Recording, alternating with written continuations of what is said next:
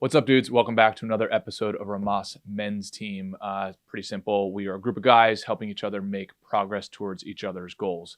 If you're new to the channel, awesome and welcome. If you want to help support the channel and join our pro team, head over to rhomasteam.com/pro, where you can contribute to us on a donation basis. We also give you access to exclusive content, mastermind groups, etc., etc. So anyway, hope you enjoy this episode, and we'll see you on the team.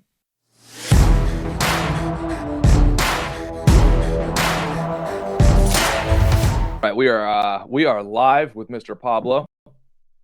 Pablo, I wanted to have you up here, buddy. Just wanted to get some updates. I know we hadn't talked in a while. So what are the updates, bro? I think you got some big things happening in your life. What's going on?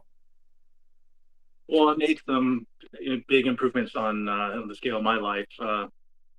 I've been working valet for a while, which was a good gig, but it was far away.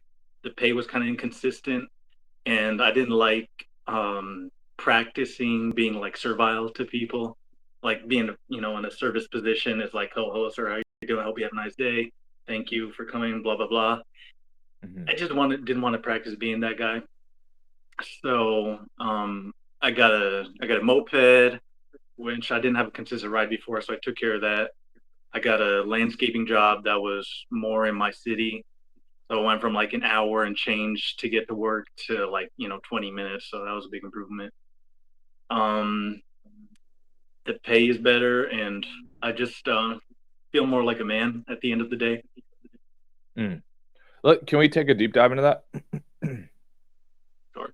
When you say I feel more like a man, if you don't mind, explain that to me. What comes up for you, either in the past job or today's job, where you say you feel essentially more masculine? The nature of the work, like it's more physical. I'm cutting down trees and mowing lawns. So the side and moving around, like I'm actually doing real work, like lifting up big chunks of like trees that we had just cut down. I mean, it's like deadlifts all day sometimes. Yeah. Got it. In the fact that I'm just not basically people pleasing all day, compared to my ballet job. Mm-hmm. You know what I mean?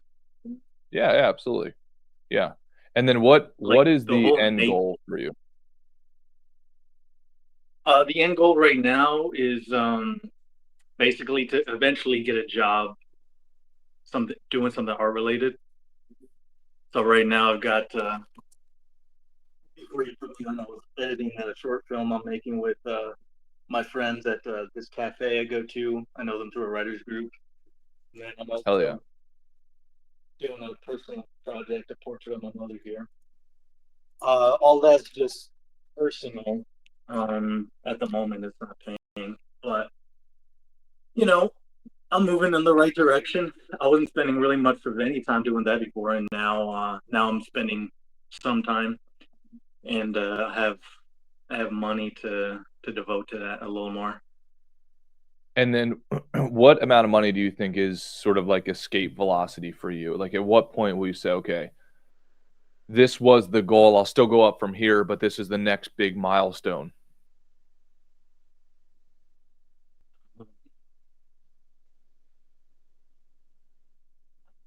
I hadn't even thought of that. I've never put a number to it. Yeah. Can I throw something out there for you to consider? Sure.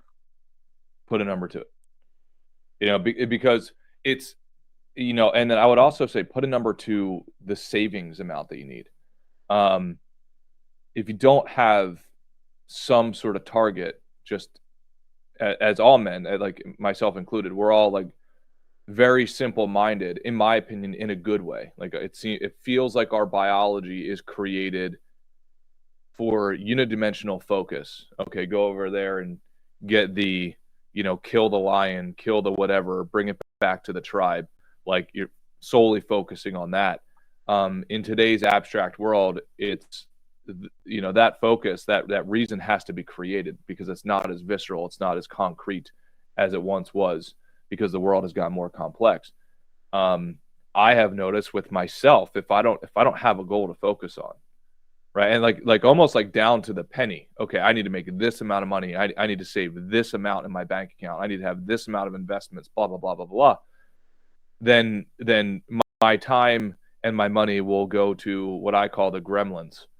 It's just like that shit will go away, right? And then I'll get to the It's end of the very month. I'll true. be like, well, what happened? I swear, I didn't spend that. And I'll look at like my bank statement or something, and it'll be like, it's like, oh, there's no way I spent that amount of money. And then I just go through line by line. It's like, yep, I did that.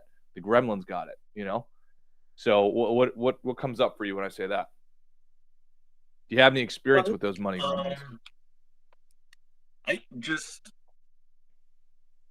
financially, my obligations right now are to pay off the one debt I have to my sister. She lent me some money a while ago. But I guess that doesn't mean I can't start putting money away towards, I guess, getting an apartment of my own right now. Um,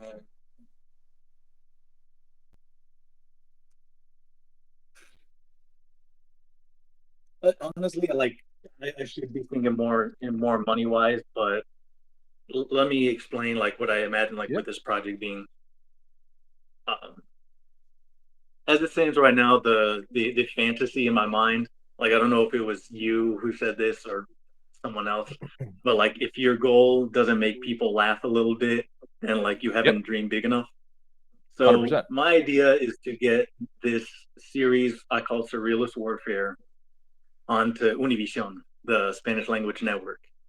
Um, so to do that, one, I need experience writing screenplays, which I'm getting, experience directing, which I'm doing, uh, and experience like with actual like cinematography and editing, which I'm doing. So I see this as like my entree into that world. Like I love it. I'm learning all the basic skills so that 1 year, 2 years, like I said, I haven't put a number to it, but by the time I get to that point, I can credibly say that I'm a serious man. Like I've worked at this, I have experience, and I have something to offer this television network. Yeah, so I love the language that you're using. Number one, I think it's outstanding. I think the amount of men who who say, well, yeah, I mean, obviously I would be Spielberg if just like Hollywood would give me a deal to work on the next Titanic, you know? Um, it's like, no, you have to earn your way inch by inch by clawing, right, every single day to acquire that next skill. Because, in my opinion, always remember that, you are your number one asset by far. And if you break that down to more pragmatic subcategories, it's like, okay, well, what does that mean? Well, do you have the knowledge? Do you have the skills? Do you have the relationship? And then are you executing? Right. So those four things, it's like very straightforward, knowledge, skills, relationships, execution. And every single one of those can bottleneck the other, if that makes sense. So if you have all the knowledge, but you don't actually practice them, so you don't acquire the skills, right? Or if you have all the knowledge and the skills, but then you actually don't execute, right? Who gives a shit? If you have the knowledge, the skills, and you execute, but you're not doing that, you're not leveraging other human beings, there's no chance you're going to make it in most fields. So all four of those they kind of have veto power over the other. So I'm super pumped for you that you're actually acquiring the skill by like having smaller projects than the Titanic, because there's no way you can get there unless you build up on that. Yeah, absolutely. And if I can use your ladder there that you just described, like I kind of have the knowledge a little bit, and I'm just starting to actually apply it with a project that involves all those skills and people I know. The third part, like the networking, I'm not sure if you use that word, but basically Yeah, the like that's relationships. Yeah, where I really lack. I am not a dude who goes out and tries to meet people, and that is probably one of the biggest things that's holding me back in life, just with friends, with women, professionally. I am severely lacking in skills in that area, or at least effort. You know. yeah, yeah. Well, let's chat about that. Let me throw the mic over to Mark and see what his thought process is. Mark, I don't know if you've heard all the stuff that Pablo and I have been talking Yeah, about, but what yeah. comes up? Well, Pablo, I want to tell you, man, that's those goals, and that sounds really inspiring. So, just Thank you. my first time hearing what you're working or what you aspire to create and put out in the world. Not knowing you, that to me gets my attention and kind of inspires me. So like, I think that's the thing to realize about your networking problem or feeling is that yeah, you just because this has been flown around in your head, you may not think it sounds or it just doesn't feel quite as motivating but to me, not knowing what you're up to, it just sounded really inspiring. So I think just understanding that about the networking side of it is that you're actually just having something authentically inspiring is a form of charisma. I think just hearing you talk about it, and you'll play down the networking part, but I have a feeling that if you just share, that authenticity, you'll make connections, and people that don't recognize it, that's not who you're trying to network with. Yeah, and my problem is not like this distance of socializing. Because when I'm here with people I'm somewhat familiar with, like I can more confidently, with more charisma, explain my vision. It's just getting to this point. Like seriously, with going from strangers to on a date is the challenge. Going from just some guy to somebody I'm meeting to ask him if he can participate in my project.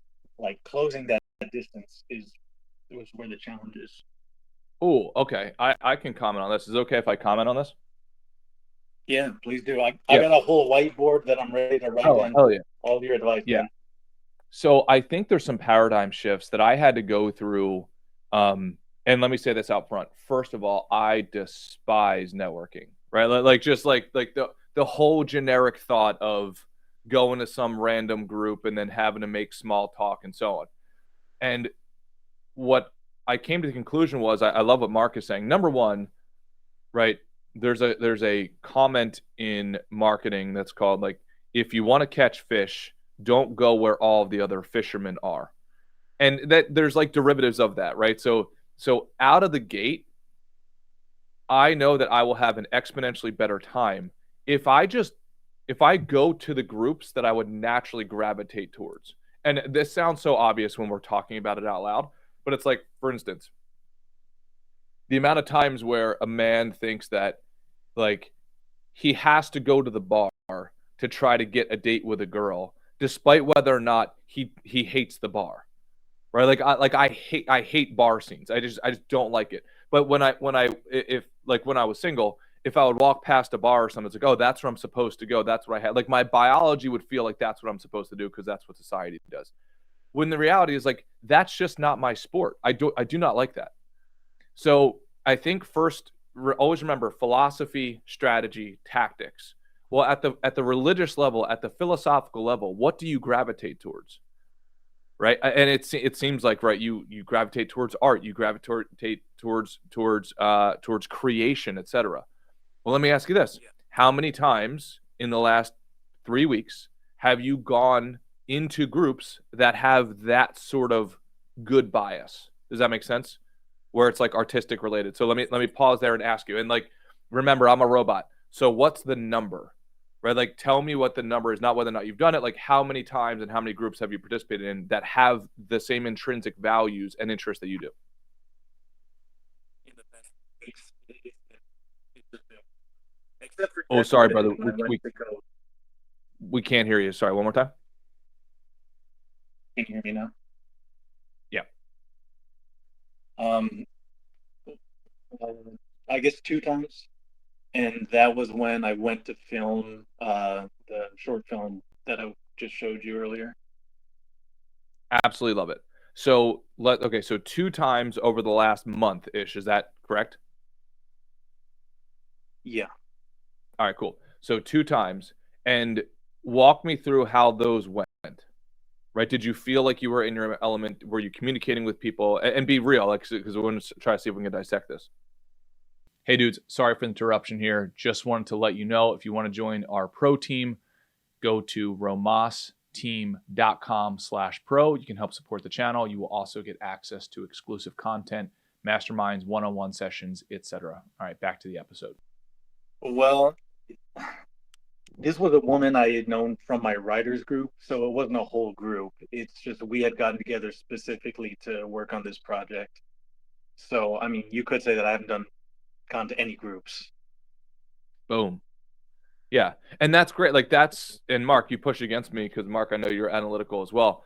Like oftentimes when our mind is in the weeds, it's really hard to see like the macro understanding. So it's like, of course we're not making and developing relationships if at a high level we're not doing the things to do that.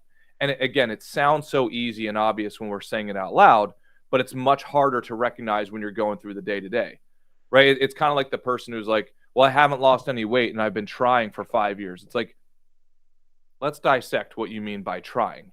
Do you know what I mean? Like, have you been eating the right things? Have you been going to the gym? And if we actually put numbers into it, the great news is that you find that you actually weren't doing it. And that's outstanding because then it makes the solve so much easier. You know, it's kind of like the person is like, hey man, like, you know, I haven't been growing my, you know, my biceps enough.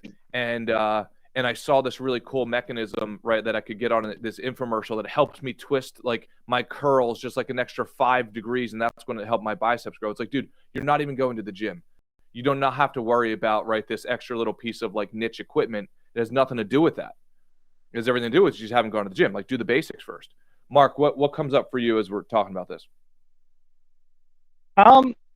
You know, I think so.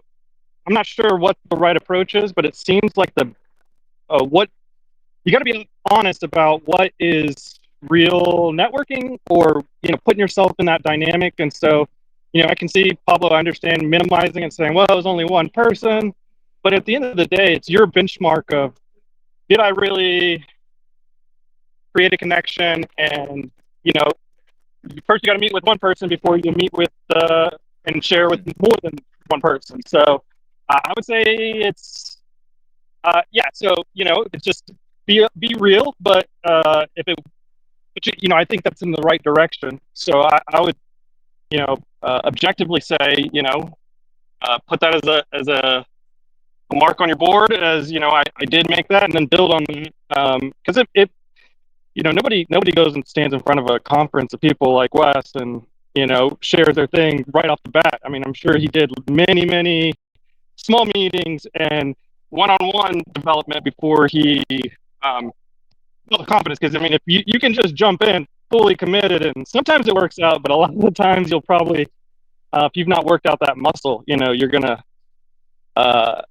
you know, that's a conference of people rejecting you is, it's hard to swallow and you know, get back up from that. But I mean, at some point you do have to make that jump. But yeah, so I can see both sides of minimizing it, but at the same time, you know, that just means you're not delusional with what a real attempt at building your network and putting yourself out there. So I don't know if that helped, but yeah, it did. And for more context, that writers group, that they do have a Zoom meeting that I can't attend. I just haven't been. So just kind of out of sheer laziness, because by the time Wednesday night rolls around, I don't have anything written, so I don't want to go there and just not have anything to present to the group. So if I just cut out the laziness and write on the weekend and have that saved for Wednesday, I can participate. I can have the benefit of the social group, and I would yeah, also so I say, can man, stop being lazy in that respect. well, and show up even without doing the work. And I know that sounds counterintuitive, but I think when you use that as an, and I'm not saying you're using it as an excuse, but the way I would see it is, oh, well, I didn't do this thing, so I can't participate.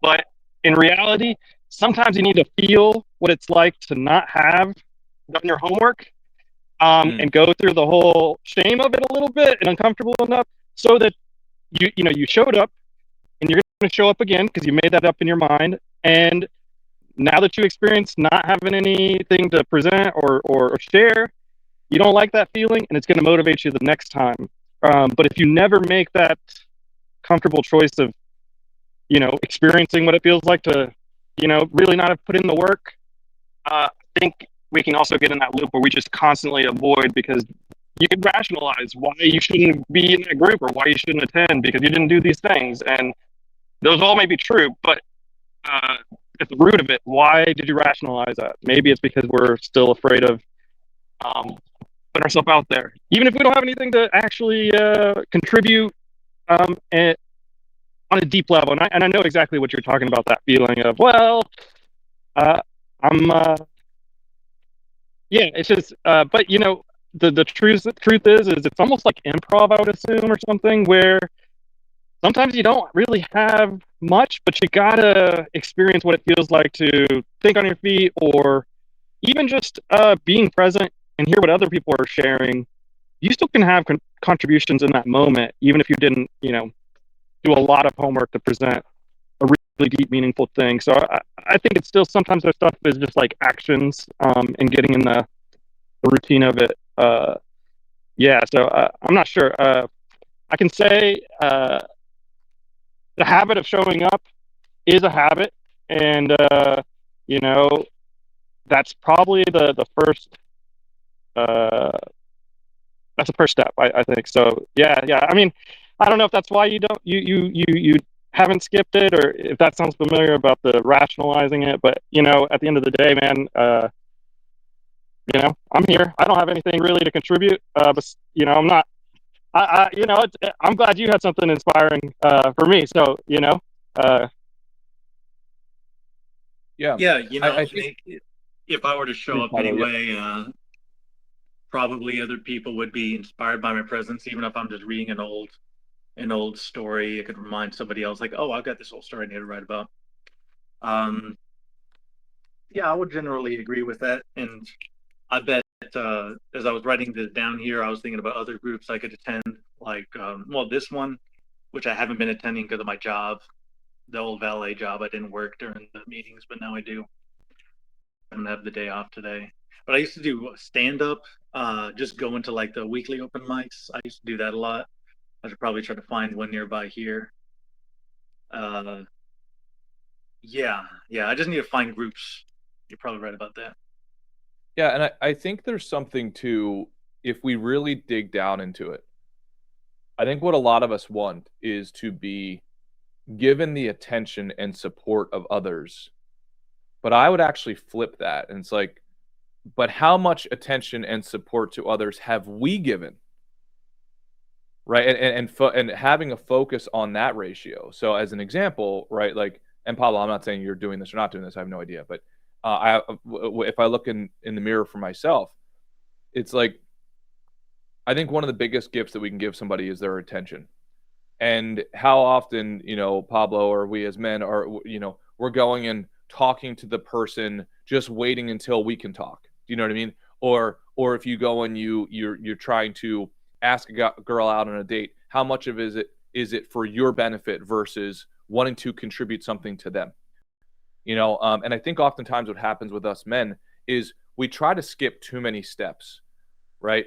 You want the girl to date you without building up any of like the intellectual intimacy, the understanding who she actually is. You're just looking at her physically and say, oh yeah, that's the girl I'm going to marry, without knowing anything about her, or without contributing any value to her life.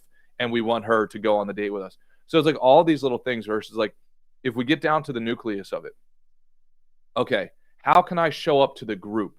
And regardless of whether or not I have my stuff done, can I give Mark my gift of attention and put myself in his shoes? Oh, what'd you say, buddy? Oh, I think he said it. I think I think he said his phone may have been dying.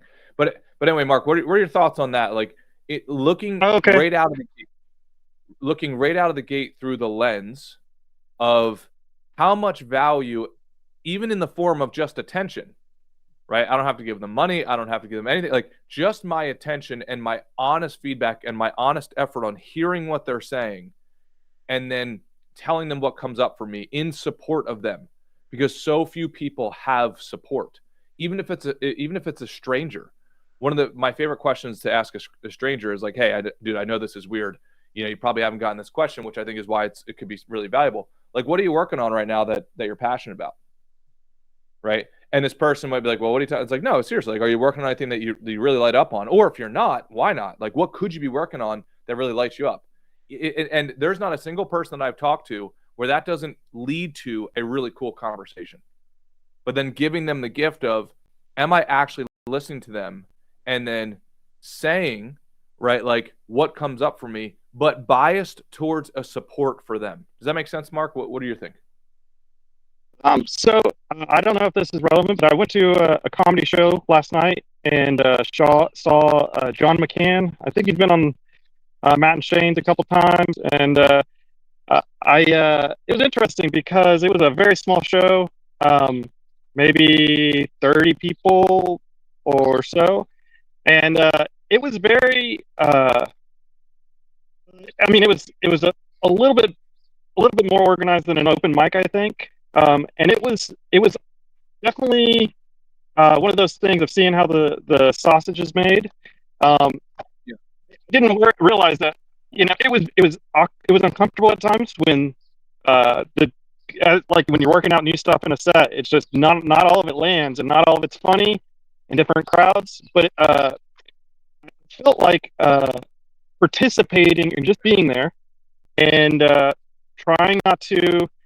I'm not gonna give out free laughs, but just realizing that this is a process, and and I was there was a lot of funny parts, and I got to see that half the battle is him showing up and me showing up as an audience member, and we kind of had to get through it together. Is the feeling I got, and once he got into a groove, then I was like, oh, so these little nuggets of comedy that actually worked are eventually going to work his way into a set.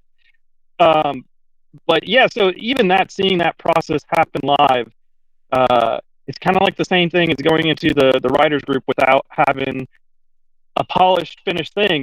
It's you're gonna make some progress, and it's not all linear. And so yeah, being present is and just participating, I think, is a lot of it. So it was an interesting dance, almost feeling of because you can.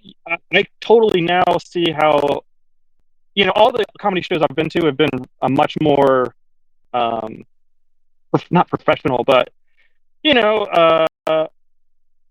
polished and whatever. And I can definitely see how if you have a negative energy, some people did have like a negative energy where they're like, "This is not funny. I don't like this." But it's like, well, if you start out like that, you're definitely not going to enjoy this at all. But yeah, just so I could say, in my own way, I definitely felt like just me being present. I was part of the process of helping him work out, his thing. And so that's yeah, in our own ways, just being present and yeah. So that's I don't know if that's relevant, but we were kind of yeah. So rambling. Yeah, I definitely need to show up. Go Yes. ahead. Sorry. Yeah, I have noticed a direct correlation with I feel more supported by the world the more I support the world. Does that make sense? Right? And I find that if I don't, Sure. if I'm not giving my support to others, if I'm not giving my ear to others and so on, I tend to not receive that in the other direction. And I'm convinced that it's just I'm going to assume it is a product of like where my mind space goes, right? If I feel like I've got good sort of like karmic points out there, then my brain tends to notice all of the people who are supporting me back. But if I haven't been doing my legwork of supporting others, then my brain will tend to notice all of the support that I'm not getting. Pablo, I'll pass you the mic, buddy. Okay. Yeah, I guess you might say my attitude towards the writers group is almost just waiting for my turn to talk. Because like if Yes. I don't have anything to say, I don't show up. And then it's like, well, I mean, I could at least be a nice guy and just listen to what these people have to say. I mean, maybe I'm being selfish. Dude, thank you honestly for saying that, because a lot of times the answer is like right in front of somebody's face, including my own, but because of our own emotional biases, it doesn't allow us to get to the real thing. Right? Like the amount of people who will not admit what you just admitted is like 98% of us. Do you know what I mean? Oh, I actually wasn't there to support others, right? I was there solely for my own benefit. Now, I don't think it should go on the extreme end. I'm only in it for others all the time, forever and always. No, because you have to contribute to the world and the world has to contribute back to you. There needs to be a certain amount of reciprocity that comes from every relationship. I do just think that reciprocity should be so heavily biased towards others. That's what we call the payback ratio, right? If as long as you're getting paid 10% and you're giving away 90%, I think you can live a phenomenal lifestyle. Does that make sense? Yeah, yeah. Part of it is like maybe I feel like I'm being dishonest too. Like I don't always like let's just put it simple, like some of the writing I like, some of it I don't, and I feel like I'm just being dishonest. Like if I'm like trying to find something positive to say about something that I really didn't like, Mm. I just hate that feeling of being like fake. Um, that probably prevents me from going out a lot too, because I feel like I got to be some. I don't know how to be graciously fake. Do you know what I mean? Well, I Almost think, like a yeah, please. almost like a politician or some like person who's really good with being in the public is like, oh, I can find something positive to say about it. How you doing, sir? Man, I like your haircut today. You're looking fine, and just, oh, how you doing, miss? Man, you have a beautiful smile. And some version of that where I I don't know how to be just gracious in those social situations. I feel like I'm just being fake and eh. Do you know what I'm talking about? Like, there's a way to do it where Absolutely. you're fake, and a way to do it where it's like you're just being polite and gracious and kind. But for me, it always feels like I'm just being fake. Yeah, I think, right. I think you kind of said it, right? It's like the story almost writes itself. If if you make it be something fake, then it will be. I think a frame that really helps me, um, because I've been doing what I do now for 20 years, right?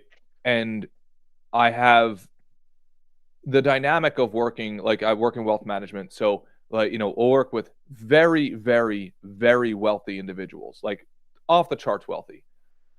And if I'm not careful about it, then I can find my brain starting to be like, well, I don't really want to talk to this person who only has $3, right? Why would I want to talk? Do you know what I mean? Like that's where the brain will go, Yeah, right? Because the guy who I just got off the phone with, he's worth 500 million. So I'm not going to waste my time, right?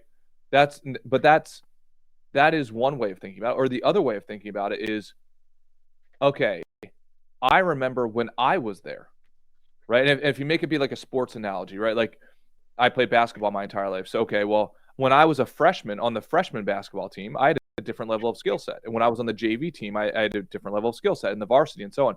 So I think if I can look through the lens of, oh, well, that's just a person in progression in the same journey that I was in. Okay, now I can bring myself back to that level. It's like, oh, that's actually really cool because if you actually flip it, it's like, well, he's got so much more progress to make, which is great. I mean, how much would we all give to start over again, to know what we know now and to start over again? Because it's like that struggle was actually amazing now that I look back on it. It's what gave me the story. So why not meet that person where they are? Oh, that's just a freshman. Cool. Well, I want to be the cool senior, right? The varsity caliber player who goes and gives that freshman the advice that I wish I would have wanted a varsity player to go and tell me. Do you know what I mean? Like, I wonder if something through that lens could help rather than just like, oh, I'm looking at this person's painting and it sucks. Do you know what I mean? It's like, well, maybe you're meeting them at the yeah, freshman level. Maybe it'd be cool, like, for you to lend a helping hand. What are your thoughts on that? yeah. I guess I was maybe falsely equating politeness with fakeness. Like it necessarily had to be just come up with something fake and nice to say Mhm. instead of I don't know, giving this somebody a hand up. Like I guess I was thinking I had to go after him, whatever. So I'll try to come at it with a more in attitude of trying to be helpful and not just polite, which for me just means being fake. But I wonder if I could ask you a specific question since I have you here and you're more a number than a practical kind of guy. Like, yeah. Like when you asked what are the metrics, what's the amount of money, what's the date I have for being an artist or whatever. Like I don't even know how to ask those questions. Like Hmm. what are what are some dates and goals I should have? Yeah. So I think this is where the challenge is, right? Like, if you can sit in the pocket, the Goldilocks zone of putting urgency to something, right? Which hence the date thing, putting urgency to it so it makes you move, gives you a little bit more fire, but then not wanting to beat yourself up if you don't hit the date. Like, and I know that sounds like sort of paradoxical, but I do this to myself all the time. Give myself a date, don't hit it. But guess what? If I don't give myself a date, I don't do as much shit as I would have done if I didn't have the date. Do you know what I mean? Mhm. Right. So and that happens all the time. So it's very much this weird paradox of like willing to put some speed and velocity behind your action, and then 99% of the time when you don't hit it by that date, recognizing the positive surplus that you've created just by giving some urgency to it. Do you know what I mean? Yes, yes, I do. So I would try that on. Okay, I make this amount of money right now. Let's just say that you're talking to yourself, right? How much do you Okay. want to make by the end of next quarter or by the end of the year? And I'm not saying money's the only thing, right? And you could also apply the same framework to what you create. Does that make sense? Yeah, yeah. So I have a short film right now. The goal is do it by November. That's what we had as a date for when we could have it out. I don't know if we're gonna hit that, but we've already gone and had like 3 sessions where we're filming like rough drafts. Love Um, it. yeah, so that's is that kind of what you're talking about? 100%. Yeah. Now here's the other thing, right? I think a lot of success in life is defining what you are, like what you want to accomplish by when, and then also flipping it and saying, here's what I do not want to accomplish. Here are the games that I am not going to play, right? So it's addition through subtraction, right? How can I add to my life by removing the things that are that are not on the 4 or 5 games that I want to play? And this sounds so obvious, man, but let's take your project, right? I would give Okay. yourself 2 options. I either complete the project by the date, or I keep on recommitting to the project until it's done. And that in my opinion is like sort of like the non-negotiable. The only time you should drop a project, in my opinion, is when you can exchange it for a better project. But we got to put this in perspective. That should happen maybe 1 or 2 times per year, right? Because that you take the risk on the other side of just perpetually changing projects and hopping from lily pad to lily pad without completion. So Yeah. now let's say you committed to this project. Okay, great. I'm gonna meet the deadline by November 15th. Okay. So either meet the deadline or you don't, but you recommit to getting it done. And then here's where it comes in. I'm going to work on that. Okay, what does work on it mean? Okay, I'm going to do these things. But what I have found is then synthesizing it down to a calendar on a weekly schedule. You either do it daily or weekly or not at all. That's my personal opinion. Anytime I try to do a Hmm. project that's like, oh, I'm going to work on it once per month or a couple times per month, bullshit. It's like it's too much out of the operating rhythm for me, at least, right? Where I prefer daily, because then it's just like every single day, this is what I do, right? Now, the downside of that is life can get kind of boring if you don't have enough variety daily. But that's right. There's pros and cons to this. The max extension I'm willing to give is weekly, right? So if I say, okay, I'm going to do this project, but I'm going to do it every other week, I say bullshit. It's not going to get done. Like there's no chance it's going to get done ever, right? So daily or Yeah. weekly cadence. And then here's the thing: you might not know what to do on a daily or weekly basis, but you can damn sure put it into your calendar. Okay, from the hours of 7 to 10 p.m. every Monday, Wednesday, and Friday, this is what I'm to be doing. So all we're doing here is we're synthesizing down, right, the options. I know I want to accomplish this project. I've committed to not doing these other projects. They're going into the parking lot, and that's okay. That's where they can sit, right? Or I'm not going to be playing these games because they're not serving my overall purpose. Okay, phenomenal. So now, okay, well, how do we take that down to a level that's practical? In my opinion, the most practical step is putting it into a calendar. Between this time and yeah. Sorry to interrupt, but like I do got the planner. I got to make a better use of it. I remember one thing I learned on this podcast was the idea of just touching your goals every day. And there was like a week there where I didn't have a lot of time to necessarily devote to editing, or I couldn't drive all the way out to Plano to go film something. So I just reread the script. Like that was my homework every day, just to keep that, put some sunshine on that plant every day. Yep. Great enough. So for this, like, it's convenient because once a week we do meet to go film something. I can't go there every day because it's so far, but the weekly rhythm is kind of already built into that. So, you know, I could see doing a film once a week, editing, that would be a 1 day of the week. Yeah, I guess I'll try to come up with some other. Yeah. So I'm going to turn this on me for just a second, but I just hit my 1 year of sobriety from alcohol. So I was pretty proud of that. But one of the things that kind of happened is instead of seeing it as a positive, which it is a positive, I'm really grateful that I was able to, you know, stay on this path of sobriety. But I also was able to somehow contort it and be like, man, why am I so proud of this thing that really just confirms that I'm a loser? That, you know, and that's how my brain warped it. And you know, I fell off my diet for basically a week, and exercise. I only made it like 1 day, and so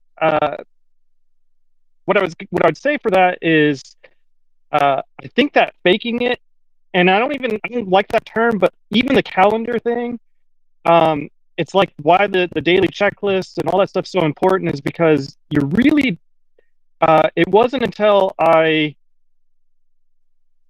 started faking it again, I guess you could say, and just showing up to the things that I have that I need to accomplish, even if they're super simple, like the sleep tracking and drinking enough water and all those different things.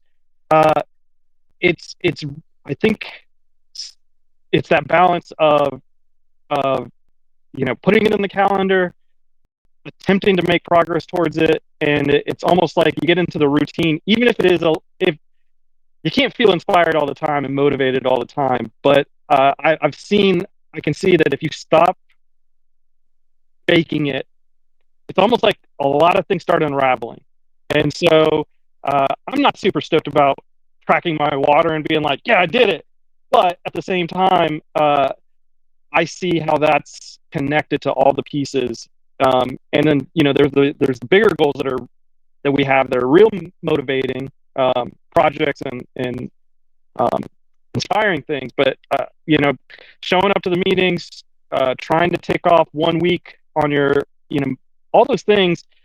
It really is important, I think, because I can see how it also can feed on itself, and you can start going in the wrong direction. And that's, you know, I lost a week of progress, and but also the way I see it too is that week I practice getting back on the horse. So, you know, that's just how you frame it. But for you, man, you know, those calendar things, you got to really acknowledge too. You're probably gonna not make that 1 week goal when you're first starting, because you're just starting and you haven't really developed that skill of hitting your goals. But, you know, fake it. You write it down, and you didn't do it this week. Well, you got to write it down again for the next week, and just you know, and even that consistency of, I mean, if you really think about it, if you make it multiple weeks of adding a week to the calendar, you're kind of faking that thing. But at least you're really, I would still consider that progress of at least holding yourself accountable to something. And for me, you know, in the big picture, I didn't, it didn't unravel to the point where I started drinking or anything like that. But it also was enough to be like, all right, so I'm gonna start drinking my water and keeping track with all that stuff. And next thing you know, I got another week of progress towards those goals. And not everything was accomplished in this last year, but I got back on the horse, and I've got another goal for this. I'm making another year, So for me, it's I'm stretching it a year for that milestone, but it's a week, it's daily, it's yeah. And if you're actually writing down that goal of like whatever I didn't drink today, or I did drink my amount of water that I was supposed to drink, like if you keep that record, like you can look back and say like I'm actually doing better than last month. Yep. Which is someone who's trying to cut down on drinking like that. I found that to be very helpful. Dude, I know this is going to sound crazy, but it's like even the thought of I want to improve, or hey, I should be doing this, or I need to draw the next painting or whatever, like draw the next picture. That in my mind is a win. Right? Because think about what is the alternative? The alternative is you say, well, I'm not going to do it because I didn't do it last week. I didn't do it yesterday. I didn't do the month before. So it's what, you just fucking give up? Right? Like, so I think we have to be really careful on how we judge ourselves and what progress is, right? A thought is the nucleus, right, of action. So, okay, if that's all the progress that we can make today, then so be it. But that is better than saying, well, you know what, screw it, because I'm just not worthy. I've never done this. I keep on saying this to myself. Okay, so what? So what? Should you just stop saying it and should you just go play video games and just give up on yourself when you're 30 years old? That's crazy. Like, that is absolutely crazy.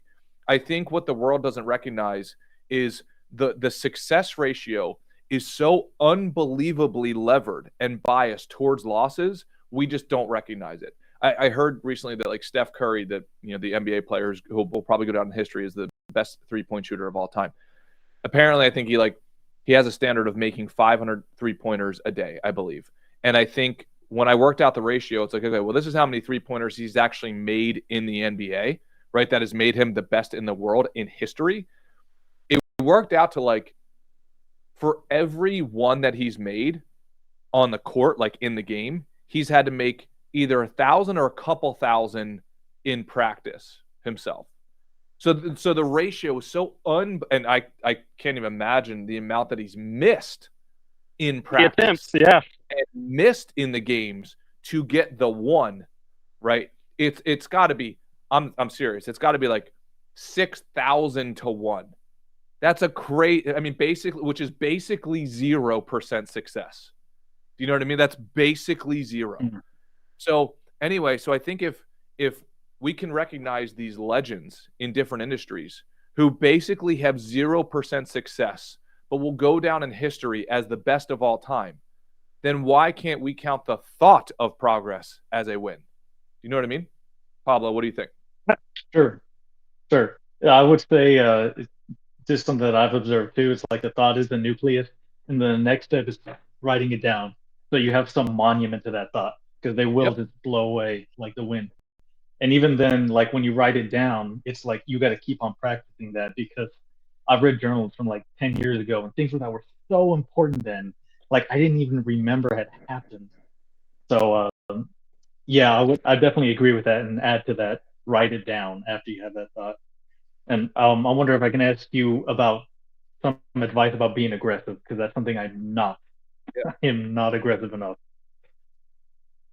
Yeah, so in terms of aggression, I think if we kind of change the definition of it, I think human beings are relative creatures, right? So we need something to place that thing against the side of another thing, right?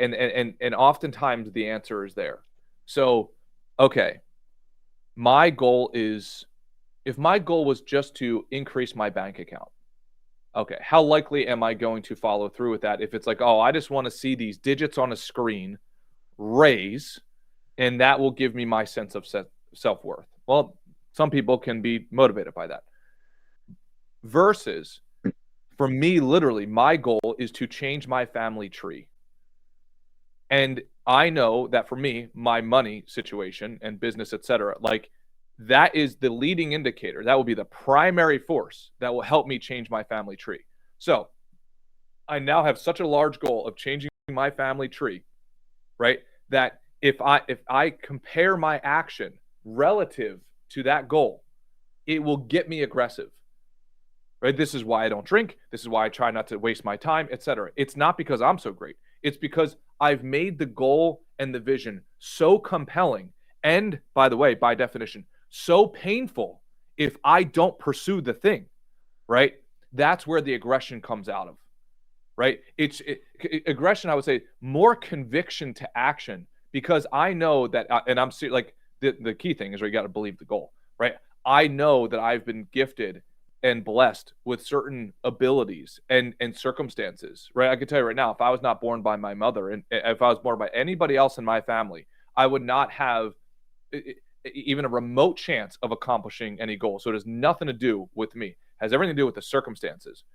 But I made it mean, okay, I've been gifted those circumstances and a certain amount of skill, right? And also gifted the thought of, oh, I can change my family tree, right? So now, getting down to like brass tacks, of course I get nervous before I go and speak in front of a group, right? It comes up like, well, shoot, what if even though I've done it thousands of times, literally, and by the way, the same presentation, I'm not joking, thousands of times, before I go out there, I still think, well, what if I forget what I'm going to say?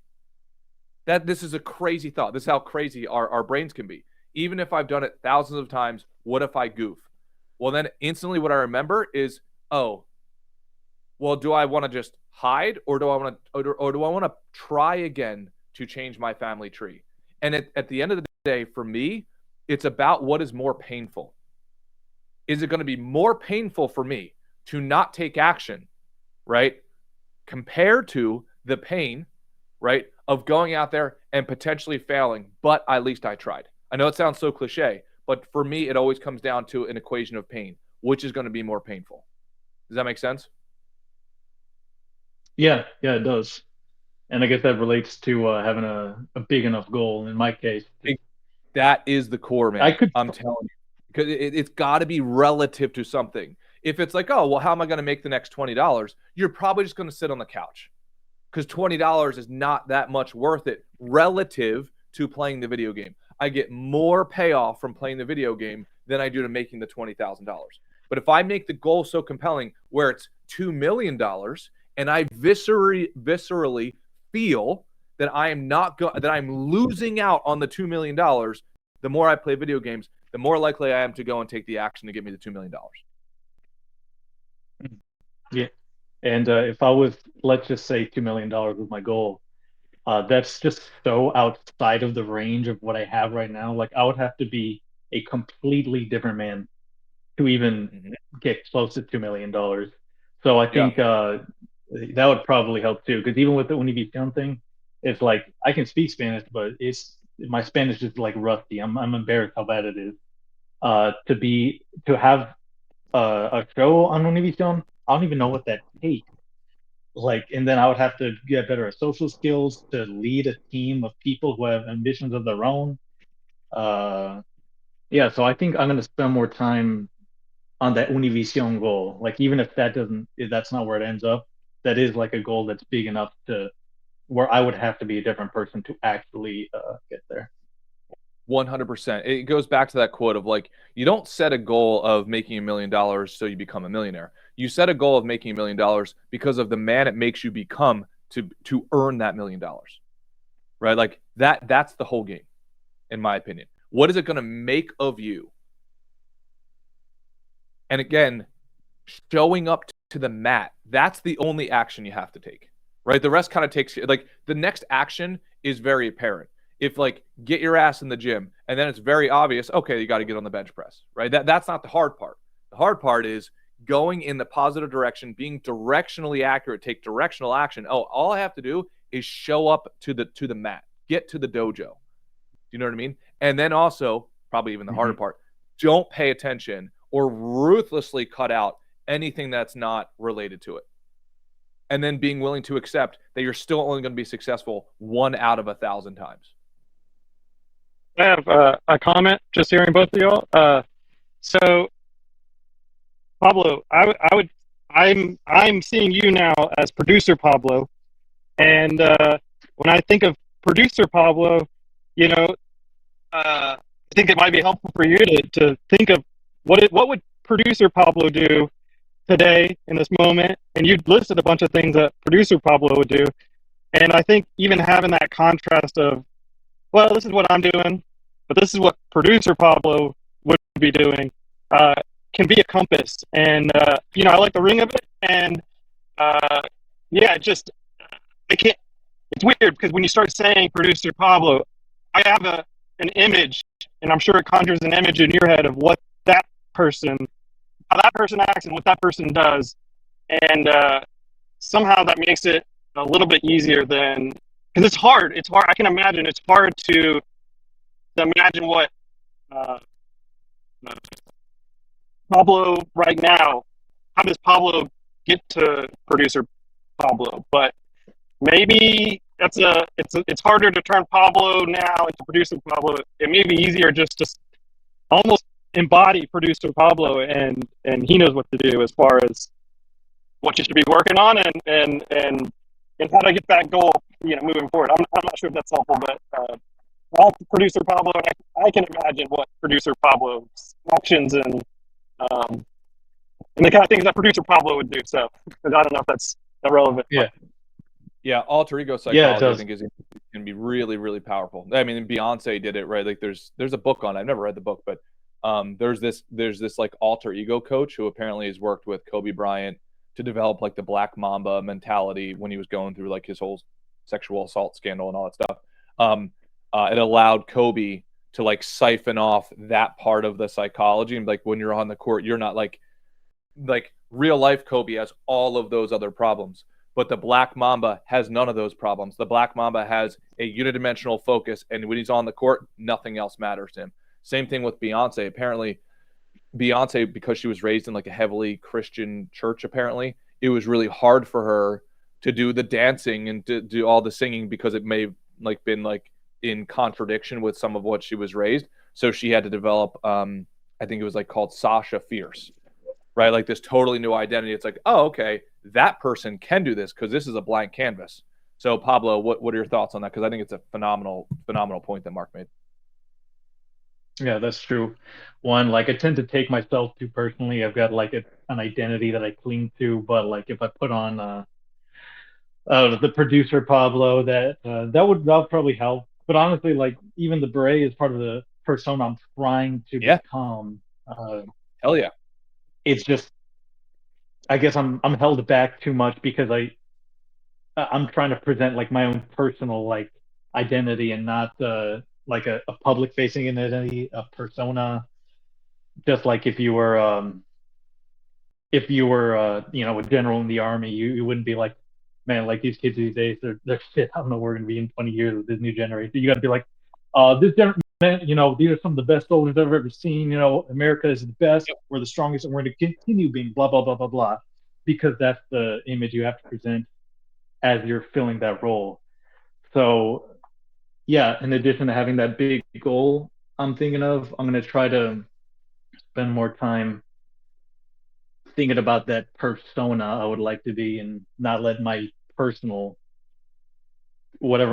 problems get in the way of fulfilling that public role that I would need to be to even make this short film happen. I think it's I'm letting my personal stuff really drag down my goals.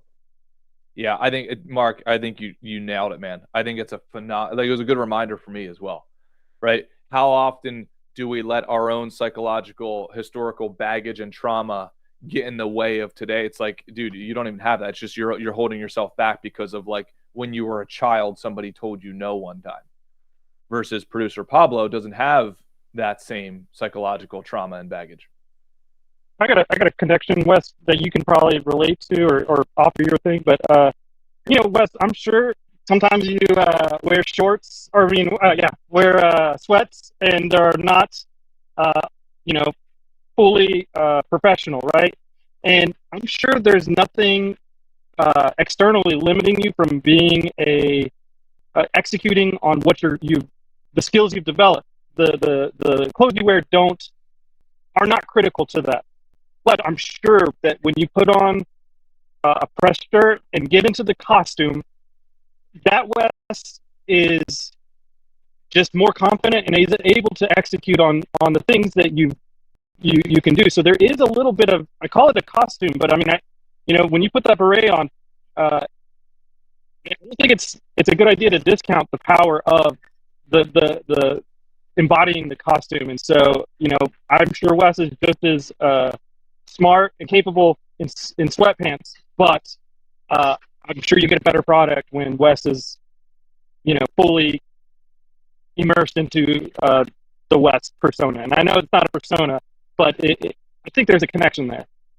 No, you are 100% right. Like literally, I was just at a conference last week, and I literally thought that. Like the way I would, like it helped me. I was like, oh, I'm dressed like this. I'm going to stand up a little straighter, right? I'm going to walk with confidence. So there's a reciprocal determinism that comes from everything around us, including, if maybe even primarily, of the stuff that we wear, the armor that we wear on our physical body. Well, that's the beret, those two things are very powerful, man.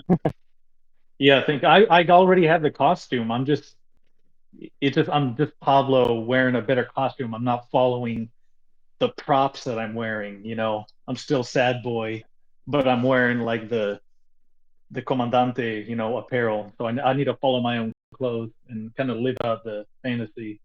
But I think it's very interesting that those two things happen to be related thematically in my mind. Like you've got the grand vision and you got the costume. And even though we're like living down here, we need to like let ourselves like wear the clothes, and like this is daily life, and this is the dreams and the clouds that we have to spend some part of our day like traveling through. But I spend too much time like down here, I think, at least lately. And give yourself, just like we discovered earlier, give yourself the credit of the wins, irregardless of how big or small you feel like those wins are, because you're comparing those to others, right? I love what you said earlier. Like in my opinion, yes, I believe even the thought counts as a win, right? And then I think there's an enormous distance between just even a thought and then writing it down. Pablo, I think you nailed it. Because that represents a physical manifestation, right, of directional progress. And then and even if you got to do the same shit tomorrow, okay, I wrote it down and then I went and I ate a bag of potato chips and I didn't do anything. Okay, great, but you still did that next little thing, and then eventually, right, your brain's gonna be like, well, fuck, this guy's not gonna let us give up on this. So then maybe I'll do the next thing beyond writing and so on. And then also knowing that it's gonna be like there's gonna be some J curves in there. Sometimes you're not gonna write at all. Sometimes you're not gonna think at all. But again, what's the alternative? Does that just mean you turn off and you never do it again? That's crazy. Completely disagree with that philosophy. All right, guys, let's wrap this up. Pablo, final words of wisdom, brother. I used to spend too much time in the clouds. Then I spent too much time on the ground. Now I'm trying to find a balance of the two. And just because it's not real yet doesn't mean I ignore like this level, the clouds. I got to keep on, flying a little bit every day. Love it. Mark, final words of wisdom, brother.